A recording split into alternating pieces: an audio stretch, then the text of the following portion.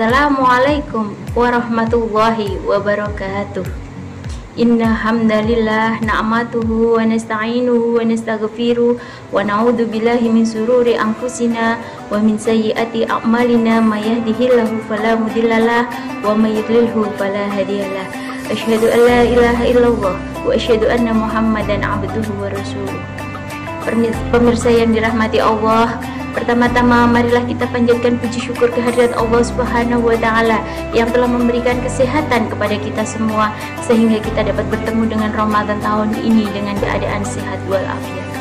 Salawat serta salam tak lupa kita panjatkan kepada junjungan kita Nabi besar Nabi Muhammad sallallahu alaihi wasallam yang kita nantikan syafaatnya di yaumul akhir nanti.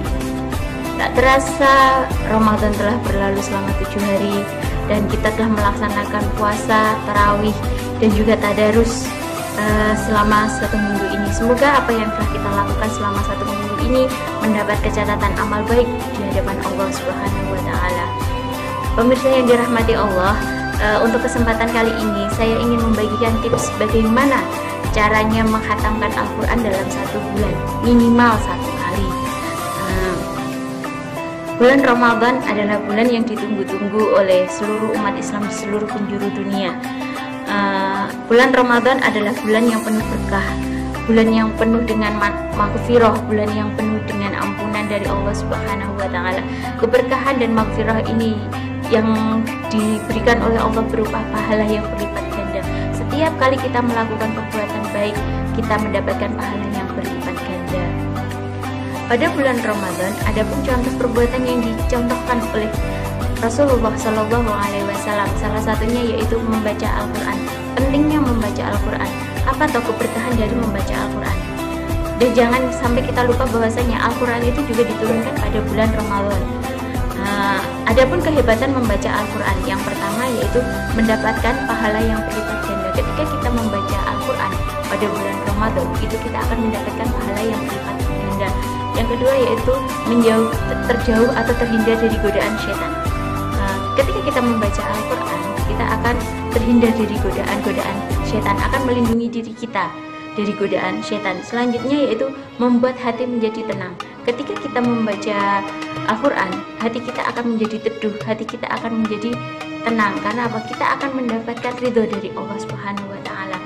Selanjutnya yaitu membangun pikiran yang positif. Kita akan selalu berpikir positif. Kita tidak akan suudzon, kita akan husnudzon, terutama kepada Allah.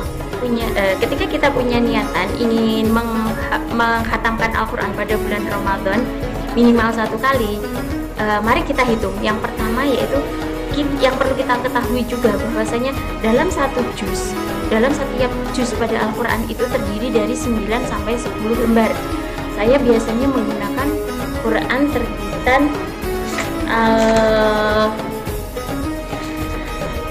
Al-Wa'ah Semarang yang seperti ini, yang biasa saya gunakan, dan ini sudah saya hitung 1 juz itu terdiri dari 9 sampai 10 lembar.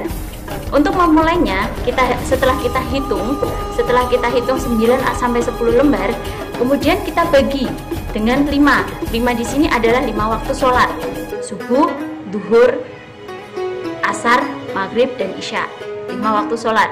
Ketika subuh kita membaca 2 lembar, ketika zuhur kita membaca 2 lembar, asar 2 lembar, maghrib 2 lembar, dan isya 2 lembar. Jadi dalam 1 hari kita sudah mendapatkan 10 lembar bacaan Al-Quran, membaca Al-Quran.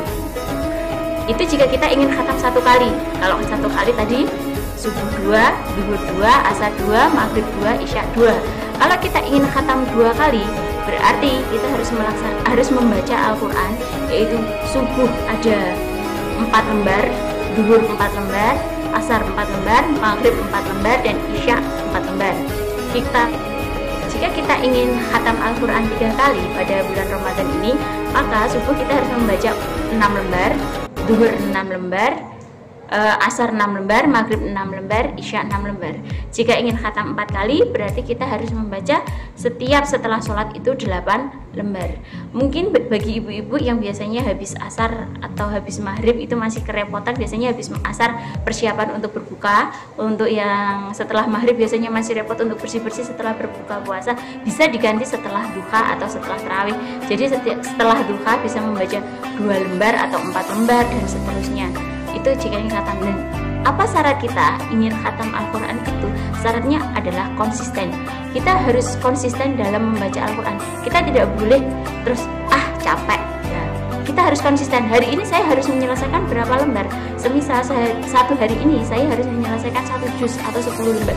Berarti kita harus konsisten. Setiap hari kita harus menyelesaikan 10 lembar.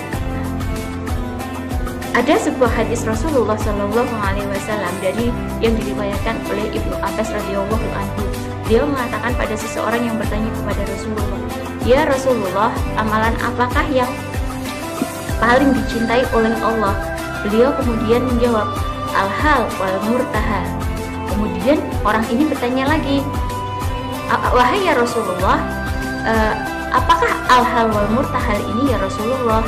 Rasulullah kemudian menjawab, "Al-hal wal murtahal adalah orang yang membaca Al-Quran dari awal hingga akhir dan mengulanginya lagi dari awal." Hadis riwayat Tirmizi.